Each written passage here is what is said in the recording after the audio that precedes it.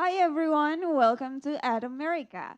My name is Aninda, one of the EGATs here in Ad America, and we want to welcome you all joining us online from our various social media. We hope you are doing well and staying safe. Ad America is the U.S. Embassy's American Center, and our mission is to provide a space for young Indonesians to learn more about the United States. On this event, we'll be continuing our series of Ad America Academy Digital Marketing, choosing the right channel for your needs. But before we begin, how about we spice things up a little bit with a trivia? The question for today is one way that advertisers pay for running ads is CPC. CPC itself stands for cost per, is it A, conversion, B, click, C, client, or D, customer? Well, feel free to take a guess and let us know your answer on our social media because in the end of the event, we'll do a live shout out for those of you who can guess the answer correctly. Other than that, feel free to take a selfie and tag our Instagram account. Well, without further ado, I'll pass the stage to our moderator, a senior marketing manager of Decoruma. Please welcome Felicia Stefani. Hello, good afternoon, everybody. In the At America studio in the Pacific Place, as well as everyone who is joining us via the At America social media channels. So happy for me to be back here and to be able to welcome you to At America Academy today. As mentioned before, we will have our second digital marketing installment where we will be talking about choosing the right marketing channels for your needs. This is a very important topic in digital marketing nowadays. And if you were here last week with us in the first session of Digital Marketing 101, hello again. I'm Felicia, and I will be your moderator again. And we will be joined by our speaker, Yosua Tanuwiria, who delivered a very insightful presentation last week. And I'm sure today the topic and the content will be just as interesting, if not more. So, without further ado, because if things were to repeat from last week, we have a lot of things to cover, and then we have also a case study and Q&A session. So let's get things rolling and let's get Joshua on stage. Please join us, Joshua.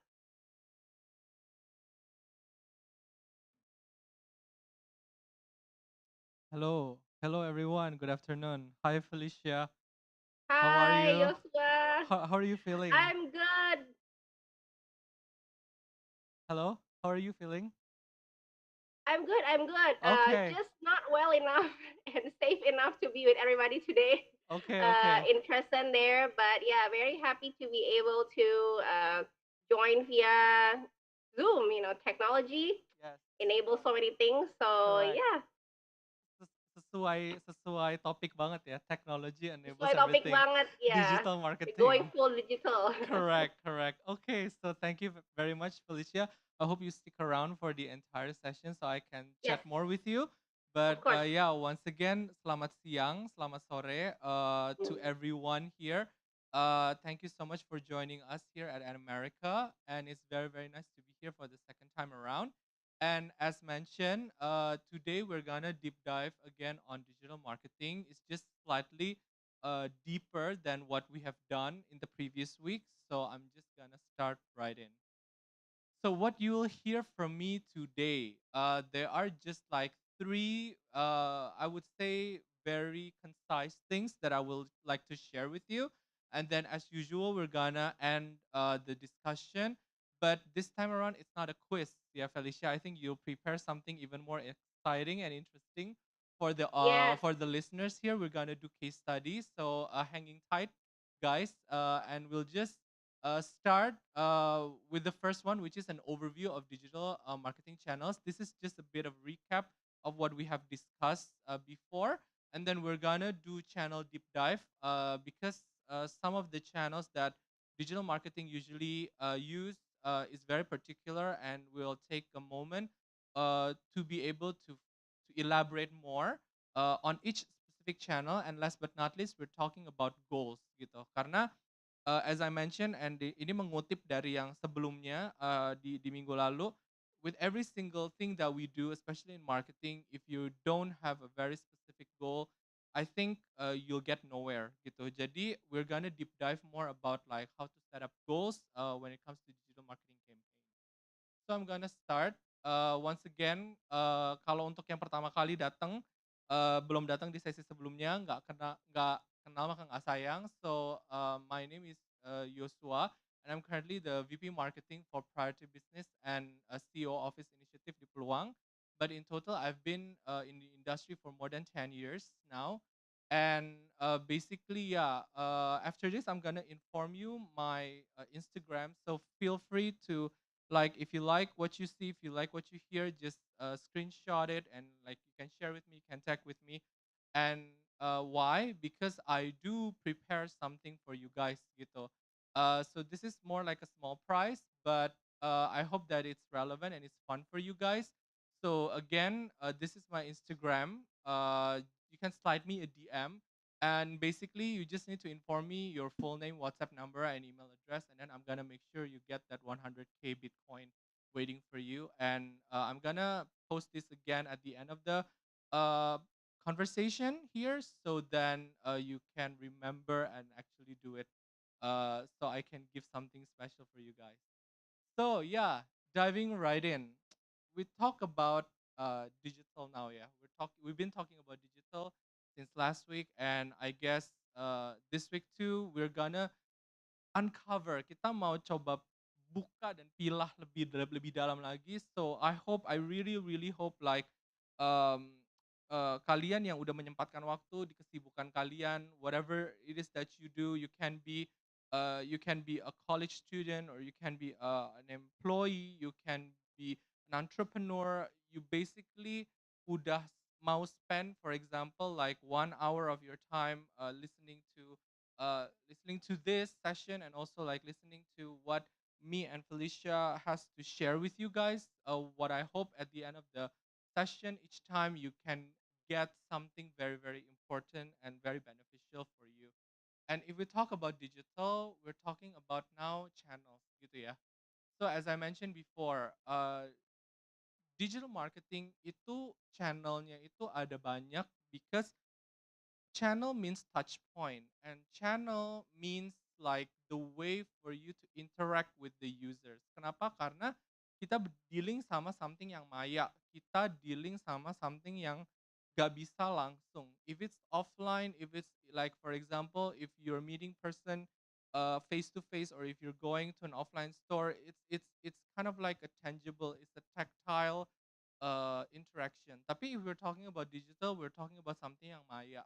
And when it's Maya, we need more than one channel, because people will not be able to be pinned down cuma di satu channel doang gitu. So of course, if now, before we talk about assets, content, strategy, and everything, first you need to know where you can play. Nah, di sinilah playgroundnya, which is we have social media profile, we have website, we have image and content. And content here can be in the form of image and video. We have blog posts or ebook. We have reviews and testimonials. And last but not least, we're talking about branded logo, image, and icon gitu. Jadi we're talking about playgroundnya itu mesti jelas, dan cara mau masuk ke playgroundnya, dan harus kita um, bagaimana cara kita untuk kayak bermain di playgroundnya juga harus jelas, dan konten-konten atau cara-cara seperti apa yang akan works out di playground itu gitu. Jadi again, ini adalah all the assets that you can basically try and use. And now we can see later, like if we're talking about aset-asetnya ya, ada 6 ini. Digital marketing channelnya itu ada berapa banyak gitu ya. Nah, sekarang tadi asetnya ada 6. Sekarang channelnya ada berapa, platformnya ada berapa. So it's actually is even more. It's even more channel that people can tap into. Kenapa? Karena tadi for example when we're talking about social media profile and branded icon, ada logo, ada video image. Oh, everything itu bisa masuk di social media. Tapi apakah social media aja satu cukup gitu? Atau karena social media itu kan usually it's very branded. It's very if you have a company, if you have a business or if you're working for someone, biasanya social media channel itu adalah channel yang very very branded. Nah, is it enough to reach out to people? Is it enough to interact and is it enough to talk to people only in a branded way? Jawabannya enggak. That's why people branch out ke influencer marketing. So di elemen influencer marketing is the same thing. Komponennya yang tadi sama masih. Ada branded icon, kadang-kadang ada video, it can be review, it can be testimonial. It's just channelnya berbeda. So sebelumnya mungkin cuma kayak branded social media aja, tapi nextnya ada influencer marketing. We're actually utilizing and we're actually kayak working with influencers to shape the customer perception. Lalu berikutnya, we're talking about content marketing in general. Jadi ini juga merupakan sebuah platform ya. Jadi content marketing di sini walaupun kesannya kayak is just sebuah penggabungan dari konten-konten, tapi sebenarnya content marketing di sini sendiri sering dilihat sebagai quote unquote platform karena usually the content marketing is the one that gets through people dan itu yang tersampaikan ke orang lain. And then we have email marketing obviously. Jadi sekarang boleh bilang nggak akan ada promo atau communication yang dijalankan sama bisnis yang intinya quote unquote notabene nggak nggak masuk lewat email. Jadi makanya kadang-kadang we find out like suddenly out of nowhere our email inbox itu bisa 300, 500 kadang-kadang. Aside from maybe your social media notification and everything, but businesses kayak masuk lewat situ dan that's why I think a lot of people also set their um, set their inbox itu ada spam dan dia make sure kayak orang for example email-email address yang gak terdaftar itu masuknya ke dalam spam gitu ya. Jadi um, really email marketing as intrusive and as disturbing as they are, but a lot of companies and business still use email marketing. Lalu we have also SEO here gitu to make sure bahwa yang tadi misal kita ngomongin review atau kita ngomongin branded content, gimana caranya orang bisa organically when they search on Google dan ini SEO merupakan kayak wadahnya juga gitu ya, how we can formulate to make sure like when people are searching where kita muncul di atas gitu ya. Kita muncul on a first page rank. Lalu ada pay per click, ada affiliate marketing. Again ya, all of these are tools. Mobile marketing, marketing automation. This is very important. This is very interesting karena I think since few years back gitu ya, there always been uh, digital marketing as I mentioned before ya last week itu tuh kayak koin 12 sisi gitu. Di satu sisi it provides a lot of um, easiness, a lot of seamless process. It's actually very advanced karena dia bisa penetrate to specific user. Mereka itu real time, mereka itu bisa punya banyak data. Tapi on the flip side, digital marketing is actually quite a lot to prepare, quite a lot to um, manage. Kalau misalnya memang you really want to do it well. So sometimes even like makanya the size of the team kalau di kantor itu tuh biasanya for marketing or digital marketing can be like a lot gitu loh. Karena memang it's a lot to take care. Jadi ada banyak wacana sejak a few years back that marketing digital marketing has to work on its own quote unquote. How we can capeknya di depan tapi let it work on its own gitu. Bagaimana dia bisa membantu dan bergerak dengan sendirinya tapi kita quote unquote kayak merem aja tuh kayak oke, bisnisnya tetap jalan, communication tetap jalan. So these days almost every company that now uses digital marketing really tries to figure out whether itu something yang mereka mereka pasang sendiri atau mereka menggunakan outsourcing to make sure that their marketing activities can run on automation gitu. Jadi ini something that is very very I would say in and trendy right now, and last but not least marketing analytics. Karena again coming back ke what I've shared before last week, you can do a lot of different things. The digital marketing you can try, you can experiment, you can basically mungkin do even like new things that previously kayak traditional marketing mungkin ada limitation, tapi gak akan ada faedahnya dari semua yang kalian jalankan if you don't analyze and if you don't um, find out like learn about the data dan juga kayak trying to understand, okay, if I did wrong, like what am I doing it wrong, why am I doing it wrong, salahnya di mana, how can I optimize kayak gitu. Jadi this is really about like how all of the assets yang tadi di slide sebelumnya bisa dipakai, dan these are some of the I would say platforms yang mengallow konten-konten tersebut untuk bisa keluar dan see the light gitu ya.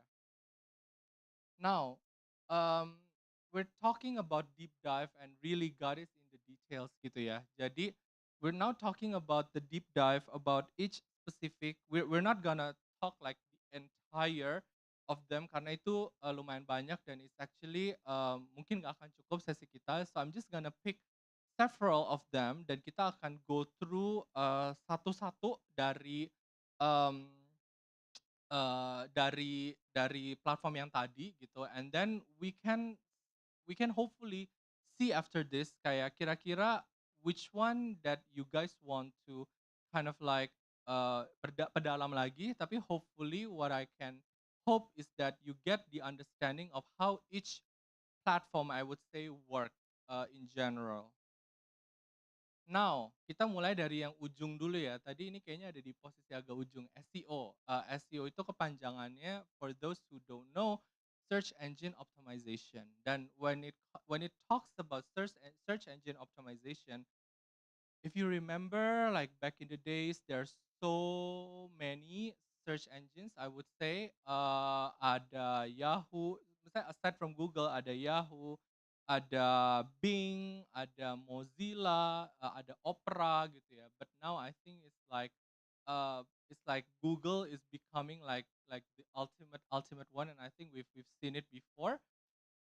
Jadi if you go to a Google for example and then you put in a keyword kayak di sini, for example contohnya adalah Apple iPhone 13, and then there are two parts, yang atas itu paid, yang bawah organic. Yang paid itu biasanya ada tulisan ad di depannya gitu ya. Nah yang di bawah ini yang organic, dan biasanya posisi paling atas itu if you see here di sini www.apple.com. Jadi biasanya branded ones yang punyanya si company itu pasti on top. So if you have a business or you work for a company or a business or a brand, if you do search on Google and your brand gak muncul paling atas on an organic side, I'm not talking about the paid side, on the organic side, then something is really wrong. Something is really wrong gitu. Nah, jadi penjelasannya sebenarnya SEO itu apa? Well, SEO is actually a practice, a set of practice designed to improve the appearance and positioning of web pages in organic search results. Kenapa? Kenapa SEO penting? Karena ultimately you don't have a limitless amount of marketing budget, obviously, and you cannot always rely on your marketing budget to attract users. You cannot always rely on advertising to drive your business. At the end of the day, what you want is you want to get top of mind waktu orang mikirin teh brand A, waktu mikirin harus berangkat kerja mesti pakai brand B, kalau misalnya mau belanja baju harus brand C. Ultimately every business they want to get that top of mind. And when usually a brand get a top of mind, organic search-nya itu tuh langsung otomatis. Dan when we have a content authority dan SEO yang bagus, when people click on certain keywords, for example, uh, beli beli baju di Jakarta. When you're on a fashion business, you want to own that very generic yet powerful and straight to the point keyword. And in order to do that, you need to amp up on your SEO gitu. Karena ultimately continuous business itu yang bisa terjadi pada saat banyak organic traffic yang dihasilkan gitu.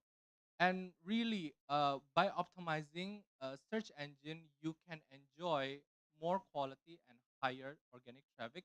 Itu enough said gitu ya, enough said. Tapi juga ada sedikit pengetahuan technical sedikit lebih detail tentang SEO yang I think I want to share with you guys. Basically, di dalam SEO itu ada dua strategi basic, namanya on page SEO sama off page SEO. On page SEO meaning adalah segala bentuk optimalisasi yang dilakukan oleh brand di platformnya mereka sendiri, di websitenya mereka sendiri. So, for example, they can do, for example, checking dulu di Google itu top search keywordnya apa. When they know that top search keywordnya adalah ini when it comes to my business, then okay, I'm gonna make sure I'm gonna incorporate all of those certain keywords into my website gitu. Lalu yang kedua meta tag. Meta tag itu biasanya yang kita taruh di belakang. Di belakang karena itu ada hubungannya sama yang stuff that people crawl gitu ya. Even kadang-kadang meta tag aja tuh kita taruh kayak title keyword keyword yang rich itu kita taruh even kayak when we want upload an image on our website, kita akan taruh keyword itu karena basically Google secanggih-canggihnya Google sekarang, the way dia bisa cari, nge-crawl, dan menunjukkan result itu karena dia baca certain keywords. Dia membaca, keyword input yang dimasukkan gitu. Jadi even like when we want upload image, interestingly, di website itu tetap mesti ada keywordnya yang kita taruh di situ. Karena that's the only way Google can locate and specify dan juga push it out for our use. Tapi yang kedua, ada strateginya adalah off page. Kalau off page obviously something yang di luar dari ekosistem kita, something yang di luar dari platform kita. Dan we're now talking about backlinks. Nah, makanya biasanya SEO itu in a lot of companies works hand in hand with PR dan biasanya is very very well managed by PR karena sorry, karena generally PR is the one that has all the media context. PR is the one yang punya akses ke berbagai media dan juga mereka yang biasa punya konten kalender untuk di-push out ke media. Dan when a good PR ya, a good PR knows how to integrate SEO keywords on their media release. Jadi by the time the media picks it up and then dia akan taruh requirement, for example, tolong dong keyword yang ini whether it's a company name or something ditaruh ya deep link buat ke website kita atau deep link ke aplikasi kita contoh. So usually this strategy works very hand in hand with PR dan juga content marketer kayak gitu. In order that um, both both uh, both impact itu can come together. Next, after SEO, nah kita pindah sedikit. Kalau tadi we're talking more about organic gitu ya. We're talking about organic, we're talking about kayak content building. Sekarang we're talking about something yang a bit keluarin duit gitu ya. PPC, pay per click. And I think this is very straightforward and I think ini sangat mudah dimengerti. From concept perspective ya. Mungkin kalau nanti mau implementasinya, cara ngejalaninnya itu perlu belajar, itu perlu coba, yes. Tapi secara konsep, I think this is should be very very easy to understand. Jadi di sini ada beberapa contoh ya. Jadi ada social, ada shopping, ada search, ada display.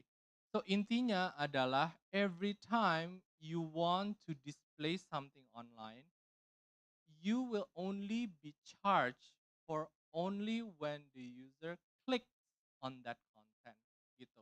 Jadi whether it's social, whether it's shopping, whether it's search, whether it's display.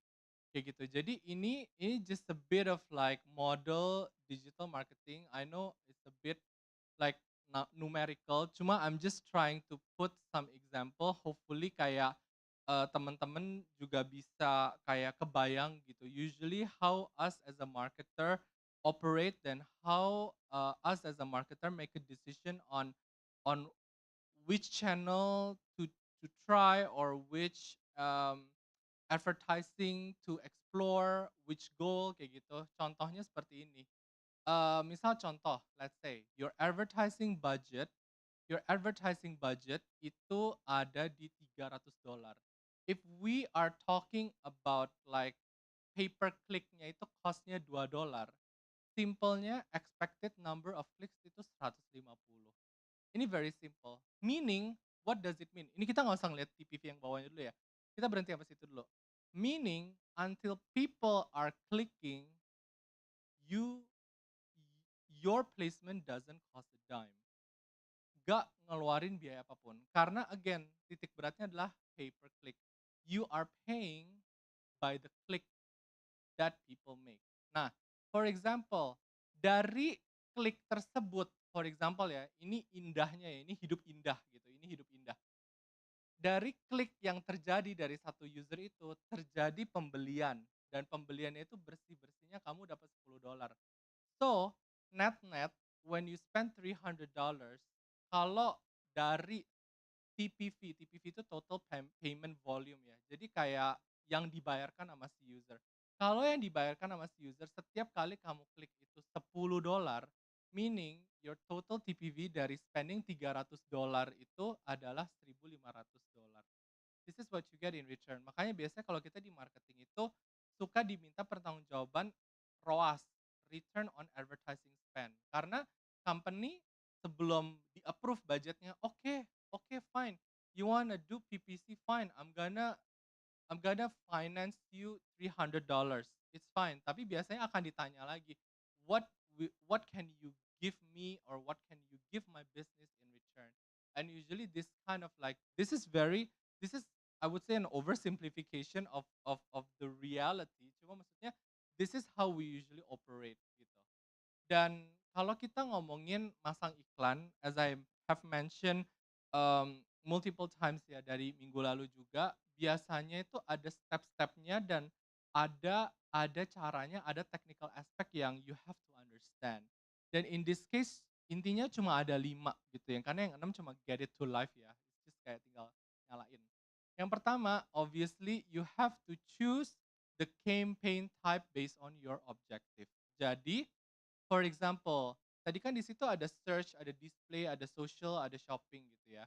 You have to think through kira-kira with my objective, kembali lagi ya objektif atau goal. Kira-kira with my objective yang cocok tuh formatnya kayak gimana ya? Is it like a paid search yang kayak oke waktu orang nge-Google keywordnya A, lalu kayak oh oke I want my website, I want my link itu posisi paling atas. Ataukah mungkin for example, wah kayaknya nggak bisa nih cuma tulisan doang. Cause my business itu very visual. I need to show my product. My product is so good that I have to kayak kalau cuma customer saya disuruh baca tuh nggak kena. Ini mesti ngelihat gambarnya gitu. Terutama mungkin itu kayak biasa FMCG gitu ya. FMCG atau mungkin kayak bisnis makanan atau something. Oke, then I have to do display ad for example.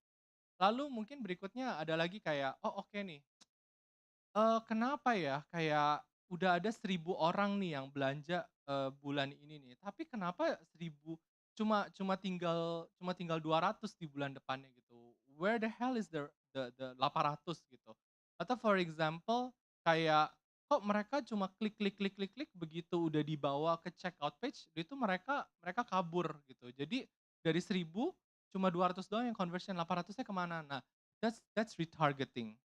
Jadi first Once you know the objective, you can clearly choose what campaign type that you want to run, basically. Lalu yang kedua, refine your targeting.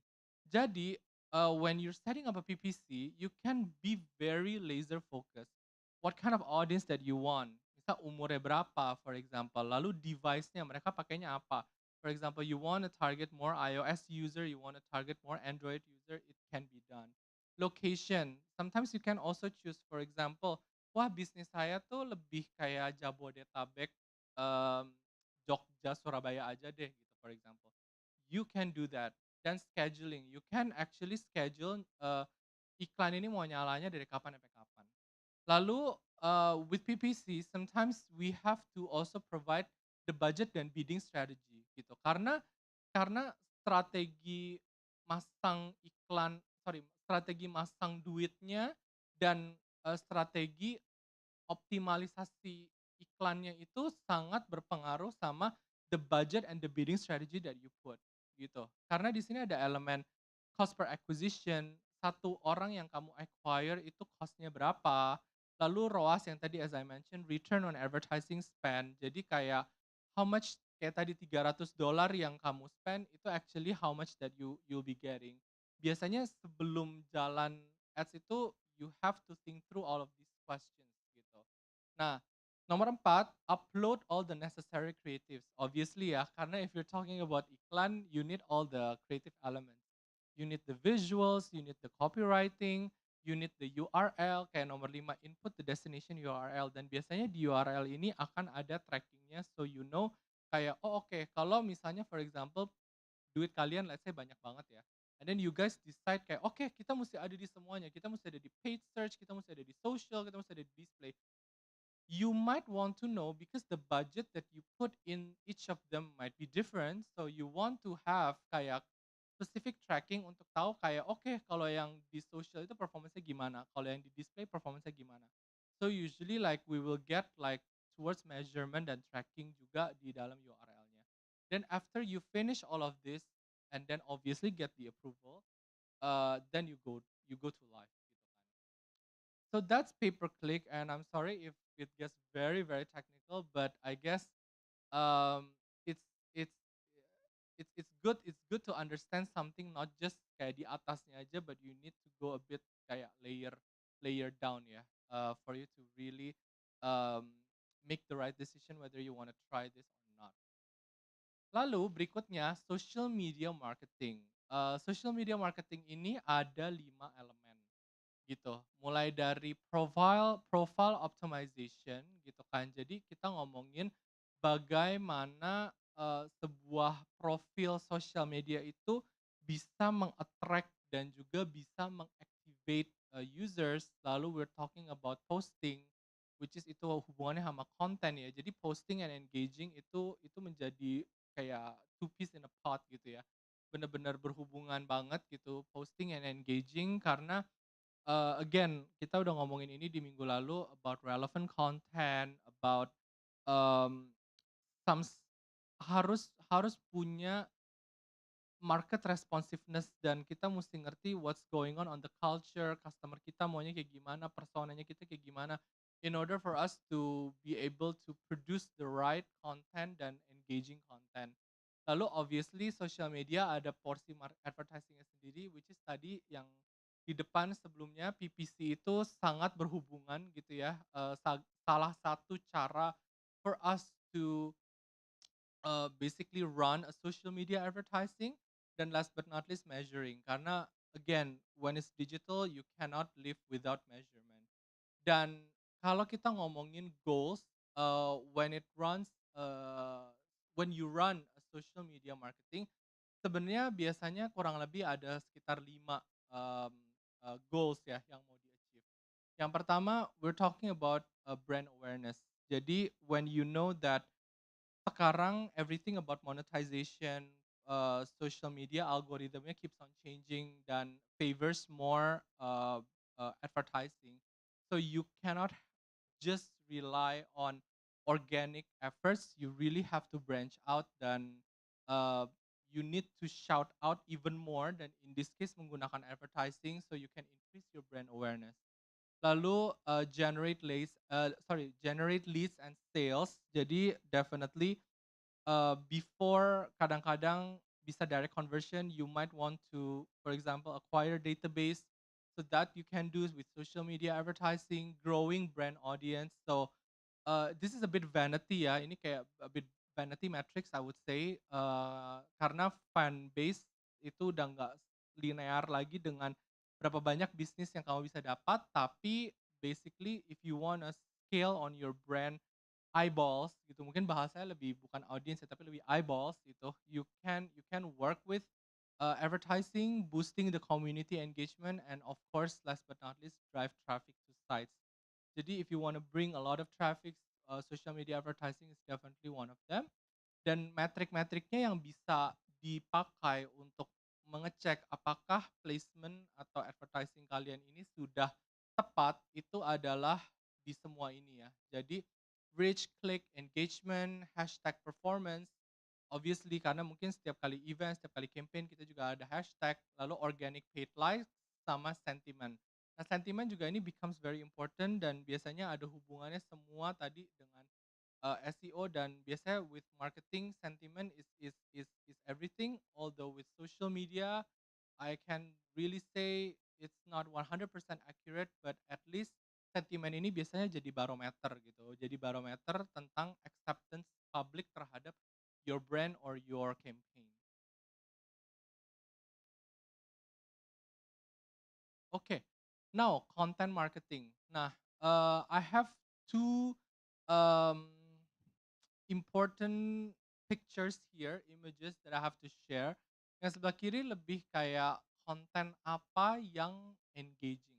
Kalau kita sekarang ngomongin um, eh, platform-platform sosial media yang kita pakai gitu ya, konten yang paling orang bisa masih mau consume, konten yang diberikan quote unquote algoritma dari si platformnya untuk bisa lebih organically menyebar gitu, itu adalah at this point in time is a short form video gitu.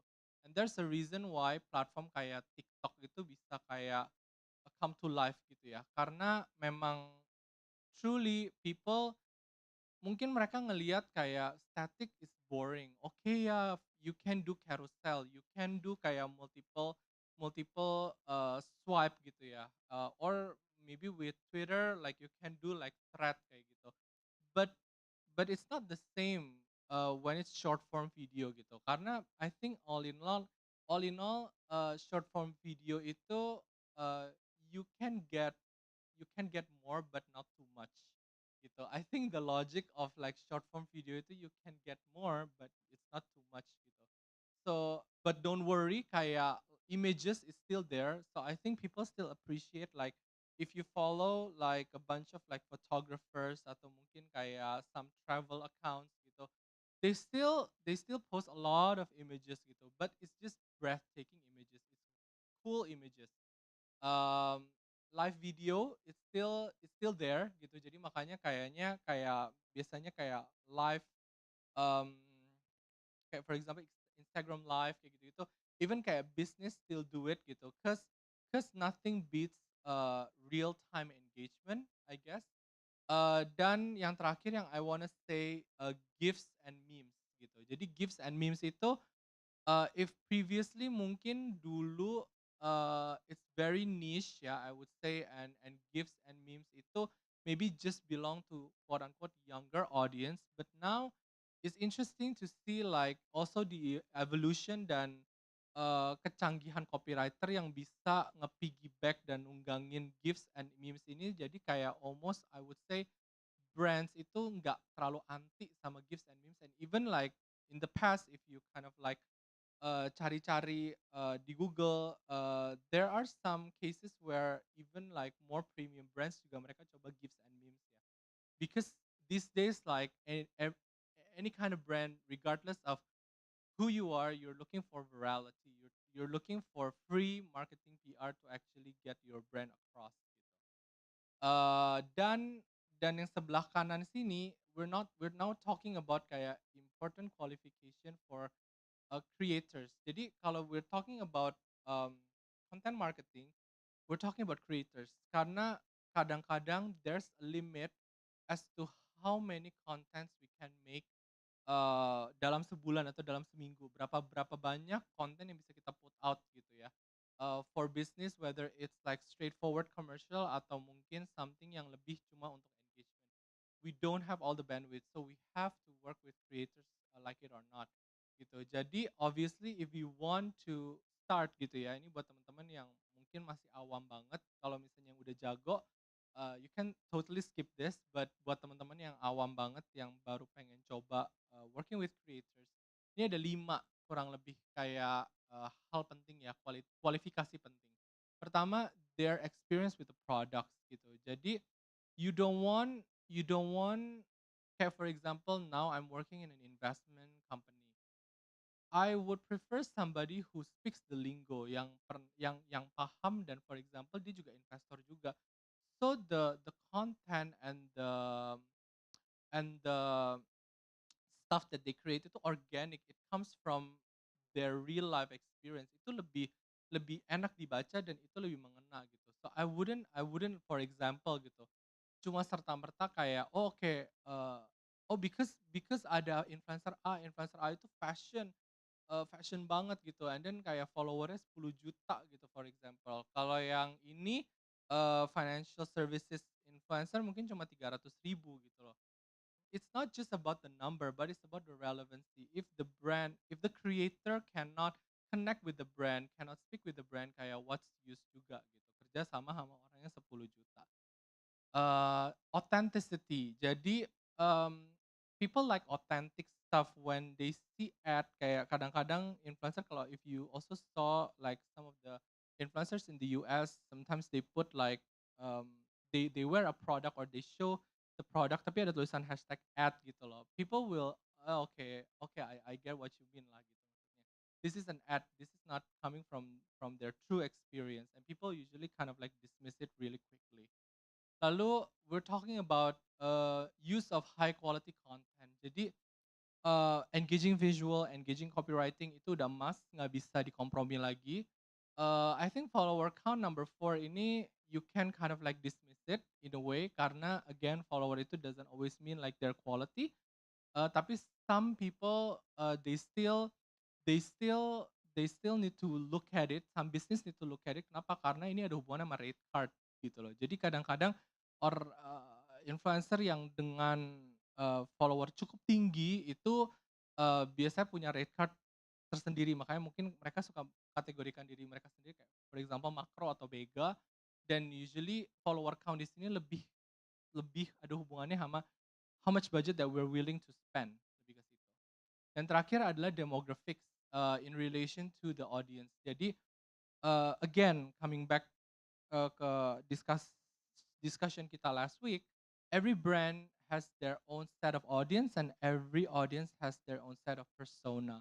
And when we know for example our brand itu lebih penggemarnya atau penggunanya banyak tentang, isinya ibu rumah tangga, you wouldn't want like to work with like anak kuliahan. Obviously, you're gonna look for influencers yang for example sama-sama ibu ibu rumah tangga juga profilnya. Nah, and with every topic, with every channel, with every platform, we're also talking about goal, yeah, setting mission and goals. What is the marketing strategy to use and to maximize and optimize this particular one, content marketing. And I guess it's pretty much the same as, yang tadi saya udah mention tentang PPC dan lain-lain. It's all about goals, it's all about setting your KPI, know your audience, itu kuncian banget. Lalu, ini nomor 4, assess your current position in the market. So, if you are a number one, if you're a dominator, like a market dominator versus if you're just starting out or if you have just lost your rank, misal dari nomor 1 turun ke nomor 3, all of this information, all of this, um, apa ya, sensitivitas itu sangat menentukan how do you want to approach your content, who do you want to work with in terms of creators gitu. Jadi be very vigilant and sadar banget kayak posisi bisnis kalian ada di mana. titiknya. Lalu figure out your priority channel karena now as you see there's so many different channels, there's so many different social media channels, so you have to figure out yang prioritasnya yang mana. Oh, at this point in time because tadi pelajarannya adalah short form video and we know the short video adalah di social media jenis A gitu. Okay, let's just put more money and energy and effort there gitu. And it's totally fine. You don't have to do everything. You have to do only what is right for your business. Lalu decide the content type, create a content calendar. Nah, distribute the content right. I think this is very important because if you don't distribute your content right, then you don't market it right, it's a wasted effort and it's a wasted money. And most likely you will not get the right return on your advertising spend. And last but not least, measuring results. Karena usually ada dua cara kita bekerja sama creator ya. Ada yang ad hoc, sekali project based, ada yang mungkin udah terlanjur long term if you're talking about brand ambassadors. And kalau kasusnya di mana it's like a brand ambassador usually like you would contract them for like a year for example. You wanna make sure like kalau udah ada learning di bulan satu, bulan kedua, bulan ketiga aja something not right or we're not getting the expected traction, then in that case you have to optimize, you need to talk, you need to strategize, oke bulan keempat, bulan kelima, bulan keenamnya kita mesti ngapain nih sama creator ini gitu. So that one is very very important. Next, I think this is midway already. I hope I'm not like bore you guys with too many details this time around. Karena we're really deep diving, and I really really have to like show you guys all of this information so that again you can make the right decision. Yeah. So email marketing, and the reason I'm showing you these two different designs, two different layouts dan di atasnya udah jelas ya, not optimized dan optimized for mobile. Jadi now that we're operating mostly on mobile phones, on mobile gadgets ya, it's very very important to make your content mobile optimized. Otherwise, it's not relevant. Itu nggak resonate sama space yang disediakan sama user experience-nya gitu ya, itu nggak akan resonate. So, yang sebelah kiri ini bener-bener kayak dari website, dari desktop website, plek-plek masuk ke mobile. Tapi yang sebelah kanan ini yang lebih mobile optimized. So it's cleaner, it's with the right it's with the right apa ya, it's with the right design, it's with the right font size, it has like very pretty yellow blue bar kayak gitu. Jadi kayak benar-benar kayak it's very resonating kayak gitu. Dan this is just a stat fact ya. Jadi interestingly in the world of email marketing gitu ya, there are 293 billion emails sent out every day towards 4.2 billion email accounts. So we're talking about massive traffic. We're talking about the capacity of the user untuk bisa mencerna semua communication ini. So the strategy is to cut the clutter, cut through the clutter. Yang berantakan kayak gini, yang bising kayak gini, gimana caranya ours can stand out gitu.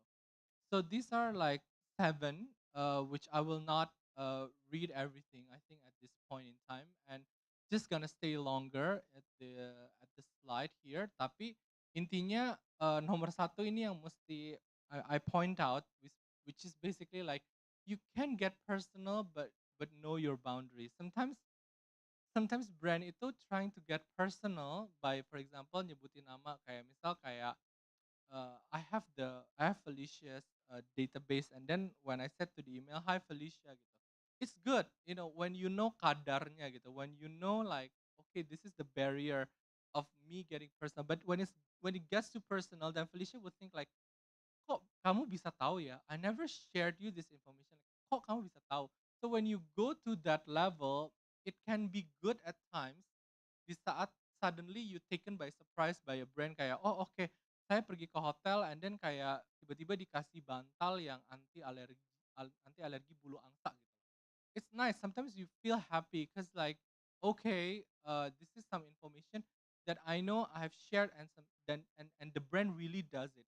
It you appreciate it more. But if you never shared that information and then suddenly brand tahu itu, then it's put out on a communication, it can get creepy. Jadi makanya in digital marketing you can get personal and you should, but you need to know your boundary because you don't want to turn personal into creepy gitu ya. Keep your subject line short is very important karena memang benar orang nggak punya banyak waktu. We are bombarded with hundreds and hundreds of emails every day, and people's decision to find out more is on email subject. Pick the right time is very important. Kalau udah tahu majority of your consumer is actually kerja kantoran yang sibuk dari jam 8 sampai jam 6 for example, you don't want to bombard them di jam itu, you want to bombard them some other time. Freebies is very good, mobile friendly ya, as I mentioned, content segmentation, dan terakhir adalah re-engage with inactive customer. Karena you don't want to lose any opportunity dan biasanya customer yang udah pernah sekali beli, despite dia itu suka atau puas dengan barang atau services, biasanya bigger chance untuk mereka coba lagi gitu. Makanya di marketing biasa suka kita ada strategi namanya dormant reactivation. Jadi dia itu belum sepenuhnya saying goodbye to your brand. It's just that mungkin dia lupa atau kayak they have other priorities and brand kalian atau bisnis kalian cuma di set aside doang sementara. But if you revisit that, if you come back to them again and say, kayak, hey, hello, we miss you, gitu, there's a chance for you to get like some returns from these activities. Marketing analytics. Marketing analytics itu a holy grail, as I mentioned last week. Data di marketing itu like the new diamond ya, like the new gold gitu. Jadi uh, marketing analytics itu yang paling penting. Makanya the reason why I put that image at the top itu paling ujungnya, buletan yang paling ujung yang paling penting, story. So marketing analytic itu, if it's just data, if you just like read through the data, but you don't know how to get something out of the data, it's nothing. Tapi yang hebat adalah when it's a bunch of numbers, then you make a storyline out of that dan bisa dibawa dan dipresent ke management saying like, hey, you know what? I think this is something wrong. We missed the opportunity. For example, for example you're selling I don't know at the top of my head because udah jam segini mungkin for example it's food ya. Kayak kayak okay, when you're doing a food business and then you look at the data kayak kenapa ya setiap jam 10 malam kayak spike spike spike. Oke, maybe mungkin kayak orang itu ternyata suka ngemil malam sambil Netflix atau mungkin mereka begadang for some reason gitu. And then you create a campaign out of it. So storyline from data is very very important. It's tremendously important karena only from that you know what to do and where to go gitu ya. Dan biasanya marketing analytic ini mencakup macam-macam ya. Jadi ada channel performance. Jadi for example, uh, sorry, coming back lagi ke yang sebelumnya, digital marketing have a lot of channels and you want to see the strength and weakness of every single channel, and that can only be found out through marketing analytics. Lalu ada user behavior, for example, uh, lebih aktif jam berapa, lalu kayak kenapa usernya drop off di sini, kenapa usernya beli ini di tanggal segini, bunch of different things. Conversion obviously, UX optimization ini penting juga karena sometimes you cannot really tell whether kayak orang suka nge-scroll-nya begini atau orang sukanya kayak nge-swipe atau for example orang sampai nggak sadar ada button yang bisa diklik itu kayak we can find out that information itu through marketing analytics gitu ya. Dan basically, I think you can read through all of this benefits of marketing analytics karena benar-benar yang paling bawah ya paling penting data visualization. Jadi again, data itu usually bentuknya itu r- scrambled kayak like a scrambled egg, like it's scrambled, benar-benar data itu bisa scrambled, but orang yang hebat yang ada yang bisa memvisualisasi data tersebut, mendapatkan story dari data itu for the next decision gitu ya. Lalu how to track your marketing ROI. Jadi kalau kita ngomongin kayak return on investment ya, which I think every marketer is accountable to it. There are two simple ways to achieve that gitu. Yang pertama adalah you can use software. Jadi ada so many different software depending on apa yang kamu pakai, apa yang channel channel platform apa yang kamu pakai, biasanya softwarenya juga quote unquote it will be slightly different. And you can use these softwares to actually find out more information, so you can make the story bukan buat bohong ya, tapi you can truly make a story out of your effort untuk bisa menemukan, oke, ROI storyline-nya gimana. Lalu you can use UTM. UTM itu Urchin Tracking Module. Nah, jadi biasanya kayak tadi, setiap setiap, eee, aset digital itu kalau yang udah bentuknya kayak semacam app atau kayak semacam website, biasanya dia ada kayak URL-nya, misal www.yourbusiness.com gitu ya. Nah, biasanya kita bisa tambahkan tracking, sesuai for example, oh konten yang link yang ini mau dipakai sama email, link yang ini mau dipakai sama Facebook, link yang ini mau dipakai sama influencer for example. You can actually put like different kind of like tracking identity on each of that URL, and it's called UTM. Jadi nanti later on when you open for example your Google Analytics or something, you can find out each of the performance from each individual channel kayak gitu. Dan don't forget again ini pembahasan dari minggu lalu, we're talking about A/B test split gitu ya. Jadi when you're doing an A/B test split, itu very important. You need to know first why you're doing it. Kenapa harus ada A/B test split, dan um, you have to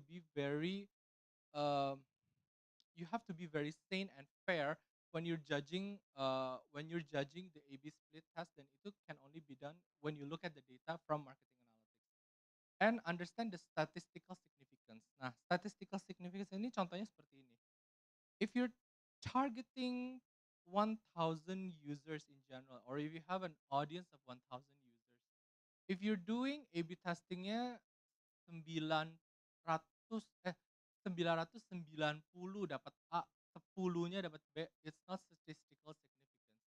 But if you have 1,000 users, you might want to do A/B testingnya 300, 700, or 400, 600. Then we're talking about statistical significance.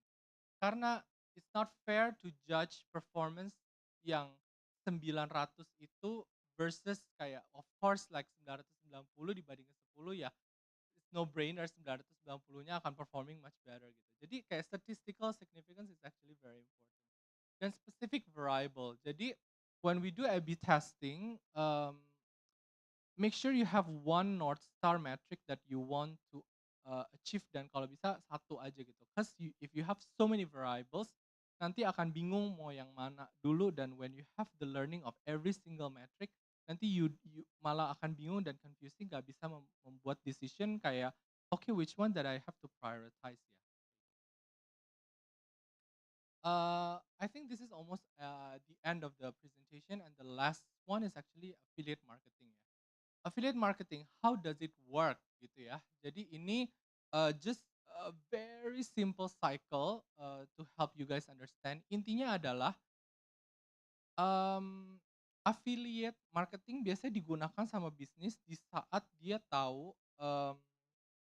dia bisa atau berani membagi hasil gitu, membagi hasil. Jadi jatuhnya bukan placement, tapi dia membagi hasil sebagian dari entah revenue dia atau GMV dia atau gross profit dia gitu untuk yang lain gitu. For example, makanya jadi affiliate marketing itu biasanya kita bisa main sama influencer, misal contoh untuk setiap penjualan yang berhasil dilakukan sama influencer, the influencer will also get kayak berapa persennya gitu. Atau mungkin contoh kita do affiliate marketing sama sama, media atau sama komunitas atau sama, sama other business gitu, di mana sebenarnya kayak, "Eh, tolong dong numpang," gitu. Bisnis A numpang sama bisnis B, and bisnis B bantu untuk promosi, when there is a business happening buat bisnis A, bisnis B akan dapat, hak sebagian dari, hasil bisnis itu ya. In general, affiliate marketing works like that gitu. Jadi, very very important. Kenapa di sini makanya nomor 3 itu ada the power of niche influencers gitu. Karena biasanya this kind of affiliate marketing itu nggak works if you wanna go mega influencer gitu. Karena kadang-kadang you have to, instead of just use one influencer, like one mega influencer, sometimes kalau affiliate marketing you have to work with multiple niche influencer gitu ya. Mungkin cuma kayak followernya 5.000, 10.000 gitu. Tapi kayak banyak bisa kayak 100 kayak gitu. Karena mereka mereka itu punya power di domainnya mereka masing-masing gitu. Dan actually by doing that you get a lot of benefits gitu. You can optimize your product page obviously karena for example, kayak when you reach out to that many people, then suddenly so many eyeballs ngelihat your product page, you want to make sure your product page is actually optimized. Dan when you think about it, like when you work with that 100 atau 50 atau 30 of that influencer affiliate network itu, sebanyak itu juga traffic yang akan masuk. So you want to make sure your product page is actually performing and smooth gitu loh. Dan nomor 8 juga ini penting banget. Jadi kadang-kadang if you wanna test out one channel, itu very important for you to be very clean minded. Meaning maksudnya gini, kalau misalnya kamu jalanin influencer tapi at the same time kamu jalanin Facebook Ads, tapi at the same time kamu juga jalanin billboard, at the same time kamu jalanin radio. When four things are running at the same time, sometimes you don't know kayak kekuatannya sebenarnya yang mana gitu loh. Jadi with marketing itu selalu ada dua aspek ya kayak koin gitu. Jadi ada momennya di mana kayak, oh maybe it's good that kita turn on semua channel gitu karena itu integrated dan langsung semuanya sekali jalan 1 bulan kesabet semuanya.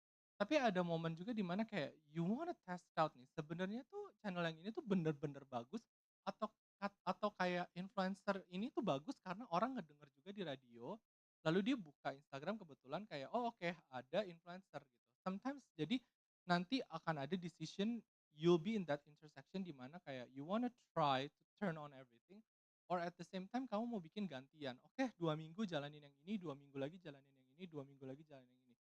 So you can truly have a clean mind kayak oke channel yang ini performance-nya gimana sih against yang satunya.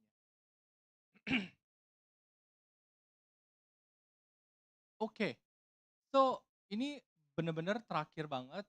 So after everything that we have discussed today, the channels, the assets, the technical stuff, all the things that you need to prepare to run a good digital marketing campaign, to be a digital marketer, it's it's going to go to the rubbish bin literally if you don't have the right goal gitu. Dan kalau kita mau look back kayak kalau kita ngerjain marketing, kalau kita bikin marketing campaign, goal itu mesti apa gitu.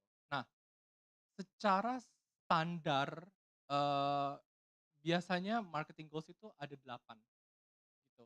Bukan artinya 8 di satu campaign yang sama ya, tapi biasanya satu campaign akan punya satu satu satu goal dan tapi ada 8 pilihan utama biasanya untuk marketer, mmm mmm, memil memil sebelum sebelum memulai sesuatu gitu. Jadi as I mentioned ada possibility dia bisa brand awareness, increasing brand awareness. Ada dia bisa generate high quality leads gitu, karena biasanya high quality leads itu lumayan susah ya dapetinnya kecuali mungkin dia kayak referral gitu, tapi kalau mau through digital ads itu sebenarnya lumayan susah. Jadi dia akan pilih biasanya channel-channel tertentu untuk generate high quality leads.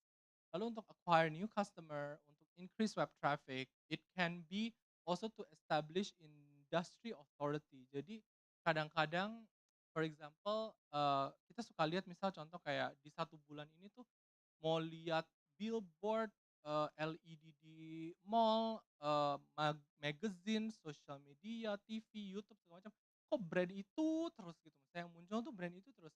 That's how a brand establishes their power and their authority among the industry and among the market. Dan usually how they do it itu adalah dengan cara kayak dia bombard semua channel advertising dan dia buka semuanya gitu.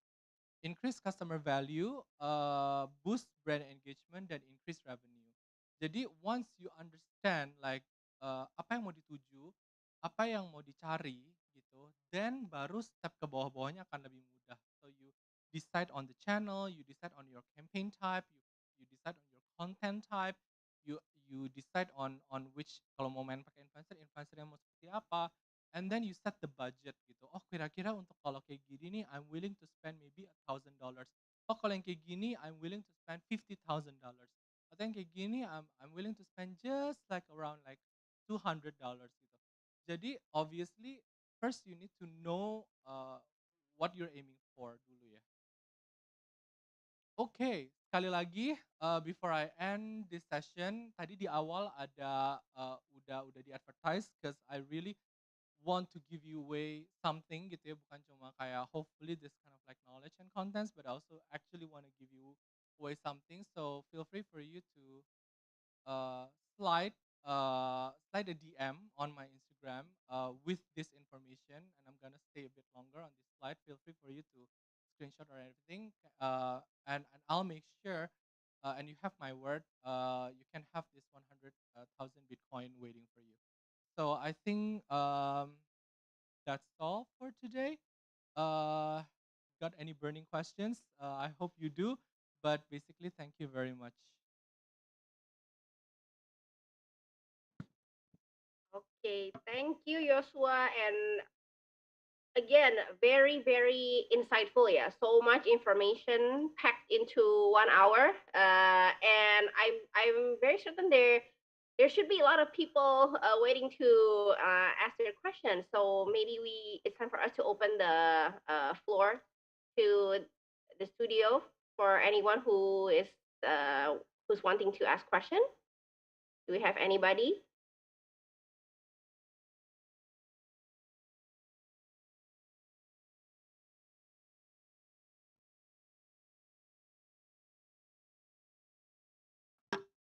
Ya topik yang hari ini lumayan berat, Pel. Mungkin mesti Lumayan berat. dipancing. Mungkin mesti dipancing dulu. Okay. I cannot really see what's going on in the audience. But if we don't, if people are still unsure, maybe we can go to the question that we got from Instagram first, yeah. Because Okay. right now I see that we already have seven Okay. questions. And ini kelihatannya panjang-panjang nih gitu, karena Okay. topiknya berat gitu. So maybe let's start ya with the first one from Greg. This is a question from Instagram. So the question is, Kak, kalau mau belajar tentang SEO, harus dimulai dari mana? Waduh. Oke, pertanyaannya luas banget ya. Harus belajar mulai dari mana? I think you can always turn to Google and YouTube. To be completely honest ya, because I think right Iya. now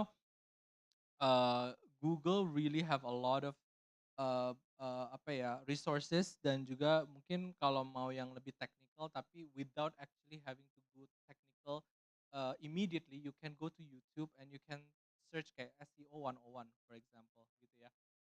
Atau you can actually go to moz.com gitu, moz.com.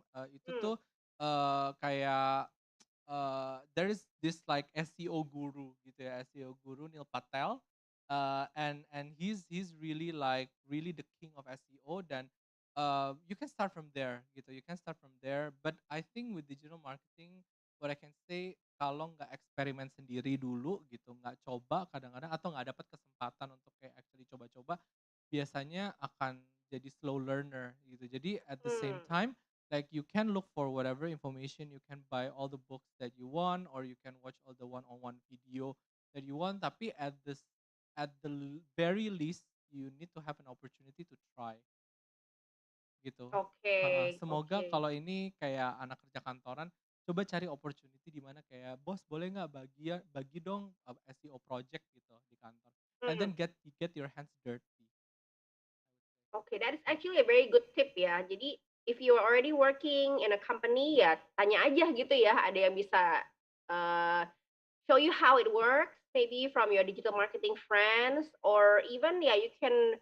I think if I'm not mistaken, you can just go to Google and start playing around in their Correct. SEO tools, and just see what you can get out of it. Yeah. So, okay. Next, this is a question from Farah, again from Instagram. And Farah asked, what campaign strategy works best for you? This is, again, Waduh. another broad question, yeah, Another for broad question. someone with so much experience.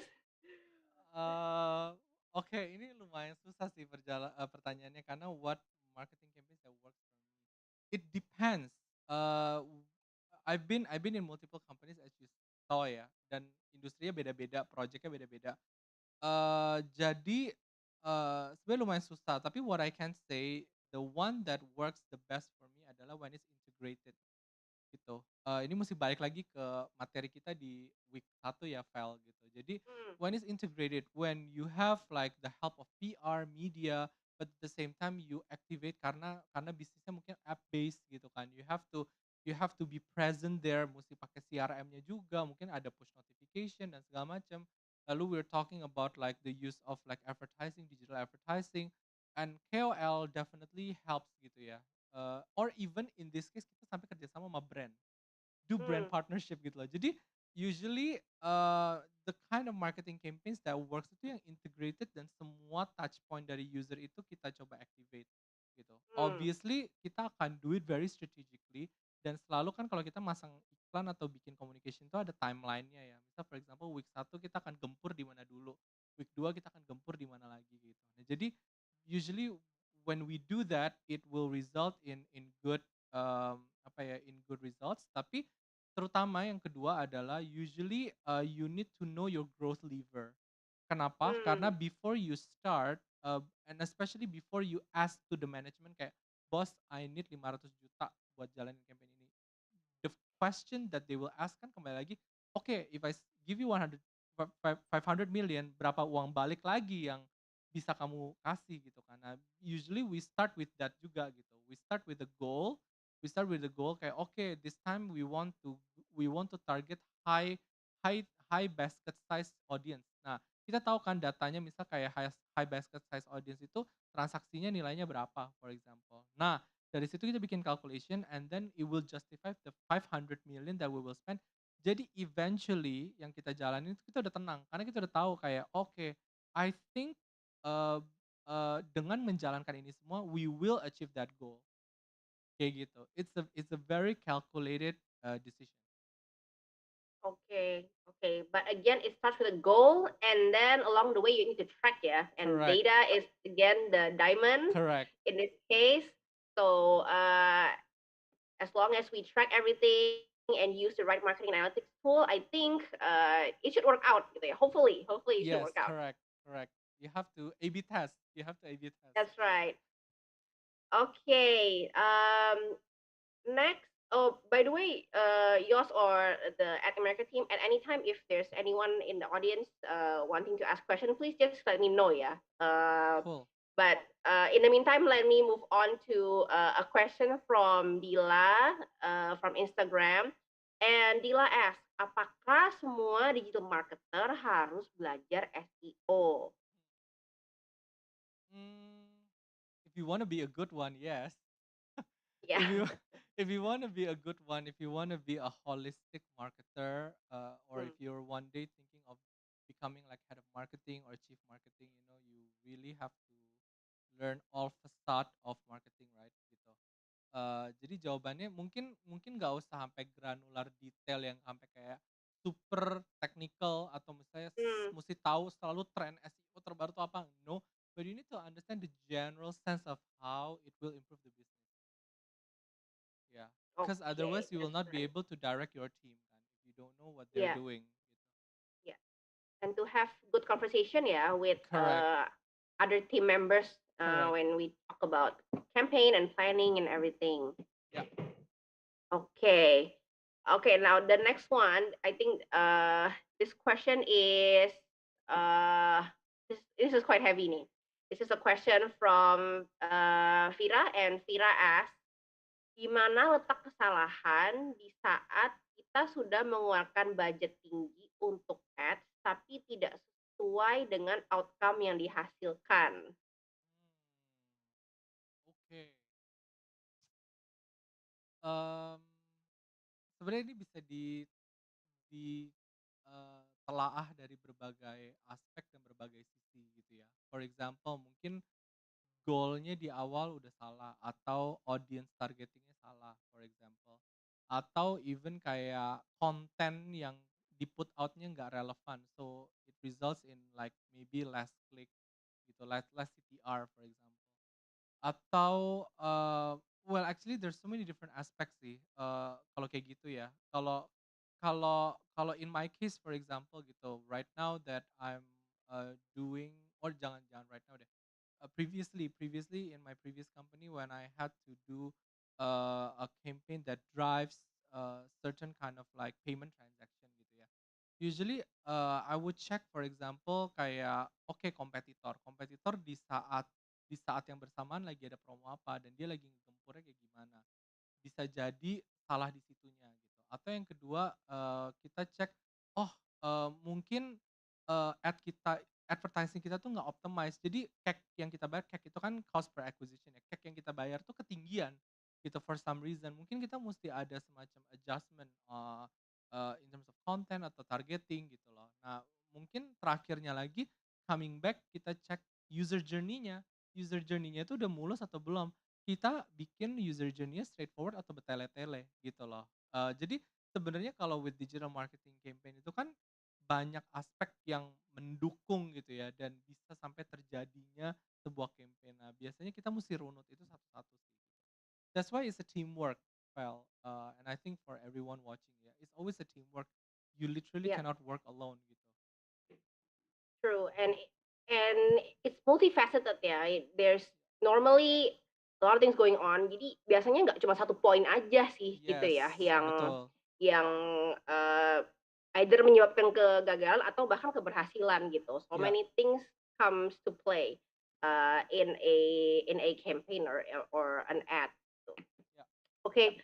Um, Being conscious of time, and since we still have a case study to go through, I think perhaps it would be great if the people who have asked Yoss the question to maybe slide the DM to Yoss's yes. Instagram again, so Yoss can answer your question directly.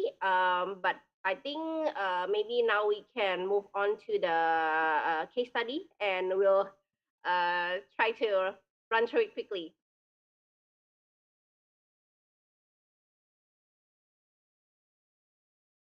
Okay, so I try to come up with a case that is hopefully very relevant to everyone who, especially those who are just starting out, yeah, in marketing. Whether you are a small business owner or you want to uh, market yourself, you want to do personal branding.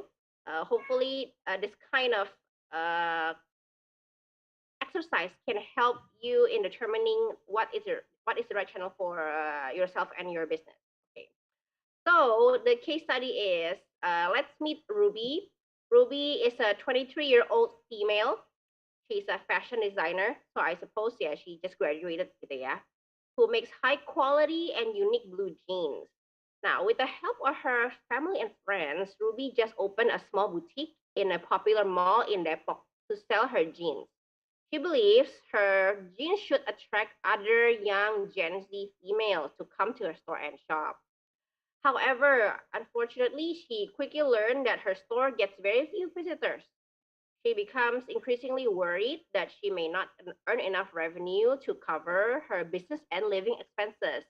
Jadi, ya, she needs to make money out of this business, yeah. Ruby doesn't know what to do. She only has one smartphone and she doesn't have a budget to buy fancy cameras or even hire professional models and photographers to take photos of her products. Now, what marketing channels do you think would give Ruby the boost that she needs? Well, being conscious of time, these are the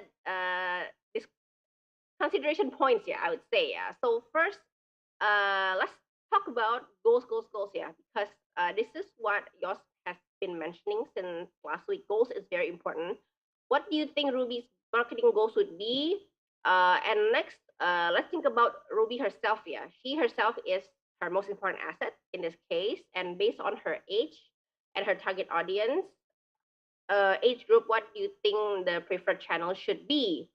And once we have the channels, what content should Ruby produce? Gitu. And finally, how can Ruby tell if her efforts have been paid off? Now, there is no right or wrong answer in this case study because, again, it's very situational. But if we can skip just to the second to last slide and just let's talk about the possible route that Ruby can take, and then maybe we can deep dive a bit further from there.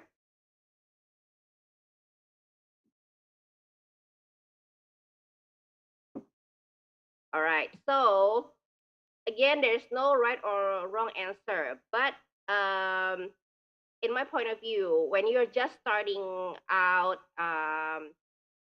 in almost all situation, yeah, first and foremost, then you need to think about uh, how to acquire new customers, gitu. And then because Ruby require she depends on this business to earn a living, then of course the next uh, stage for her is to find ways to increase revenue. I don't know about you, Yos, but maybe you have a different point of view in this case. Generally, no. Yeah, I align with you. Okay, okay.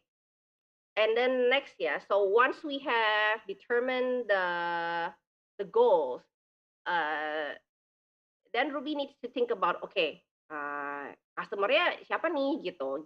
Where can we find where can she find her customers? So we need to look at who she is gitu and who her customers are.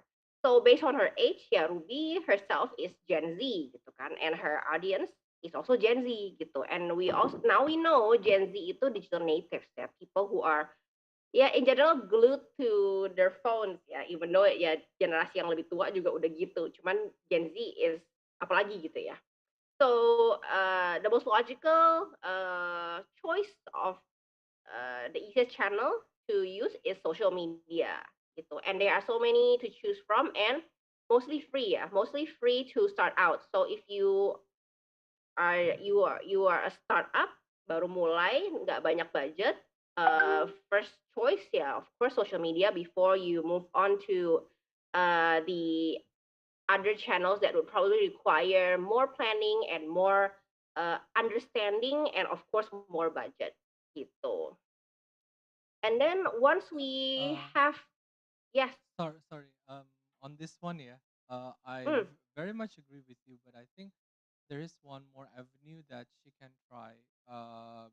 I think we never mentioned this, but e-commerce. mm, E-commerce is really like if the choice of goal is to acquire new customers and increase revenue. I think there is no faster way right now, yeah, than to do e-commerce. Jadi buka marketplace gitu ya atau official yeah, store di e-commerce gitu. Yes, you can definitely and you should have a social media presence gitu. But if you just rely on social media to make a quick turnaround on your business, it will be almost kayak vanity ya. Again itu vanity goals gitu ya. Tapi if so your social media is paired with e-commerce, then I think it will get you somewhere lah. yeah, that is actually very true, very true. And I think nowadays, yeah, increasingly we do see more and more companies uh, embarking in this offline online O2O business model. Jadi di mall punya toko, di e-commerce juga ada, and I think in the end this benefits both customers and the business itself because we know people like to go to store, lihat-lihat, akhirnya check outnya di e-commerce, and vice versa gitu ya. Udah lihat di e-commerce, belum convince ke toko. baru akhirnya check out-nya di toko atau bahkan balik lagi ke e-commerce. So I think you are 100% correct, Yos. It's actually very very valid point that one way for Ruby to increase her revenue is by opening an e-commerce in addition to her store in the mall. Okay. Next assessment is, so once we have the channel ya, so in this case ya sosmed, social media, and the e-commerce ya gitu. How would you advise Ruby to create her content? Well, for me, and this is I think quite relevant with what Jos mentioned. Yeah, it's very important for Ruby to be able to show the product and how what the experience of the product is gitu, and show it in a very authentic way. Jadi bener-bener genuine aja gitu, nunjukin produk itu kayak apa sih, how does it feel, what does it look like. uh, and this is why I think nowadays, yeah, this stackable videos like in Instagram Reels and TikTok and everything works very well because it's very relevant and it's very authentic. Yeah, it's not fancy at all. It looks like homemade videos. And again, for Ruby and for any one of you who's just starting out, you really only need your smartphone and creativity.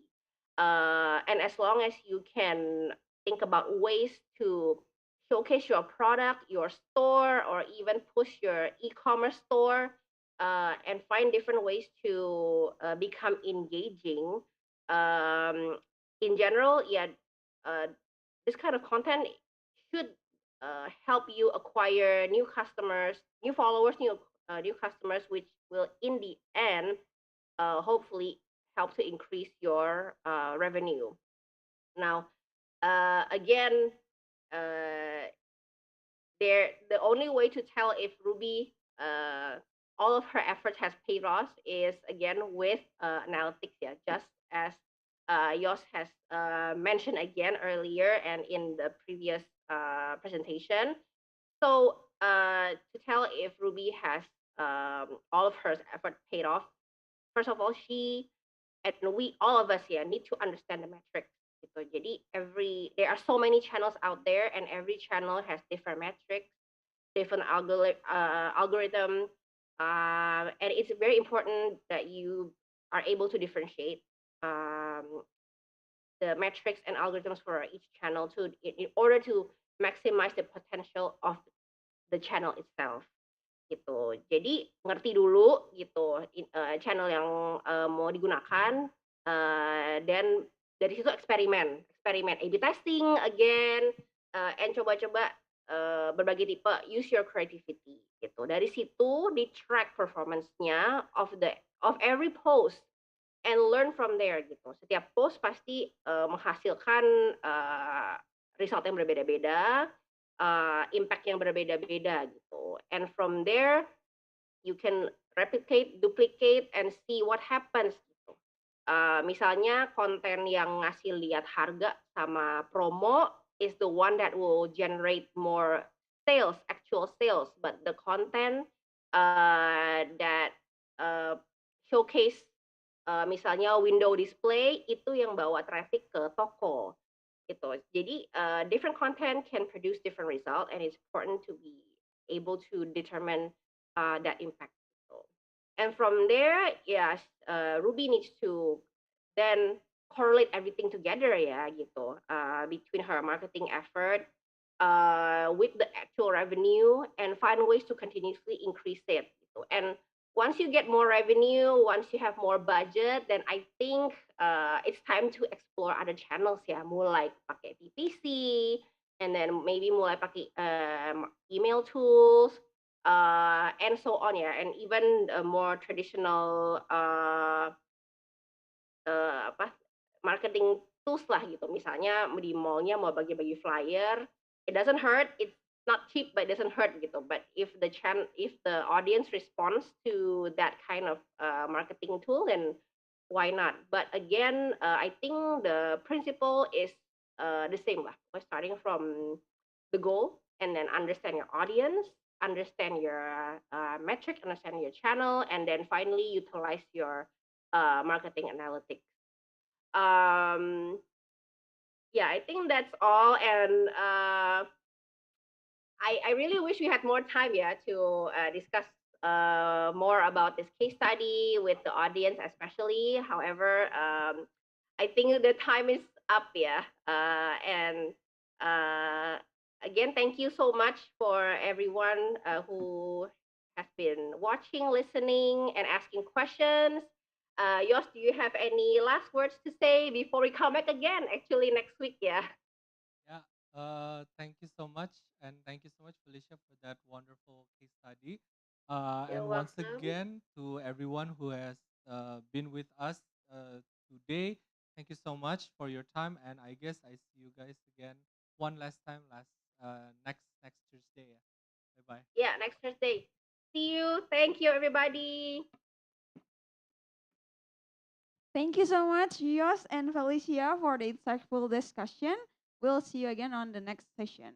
Well, if you remember earlier in this event, we had a question of the day. The question was, what does CPC stand for? And the answer is cost per click. Shout out to Muhammad Febrian for answering correctly. Well, you can check out our website at www.america.or.id to propose your idea, send your proposal, and then by clicking collaborate with us. All the event proposals will be reviewed and your event might be featured here soon. While you are on website, you can register as our membership to get our weekly event updates. Well, we are also on social media on Instagram, Twitter, and Facebook at AT America. You can get fun content, giveaways, and so much more. Also, subscribe to our YouTube channel. Again, thank you so much for joining us. My name is Aninda, and see you next time. Bye bye.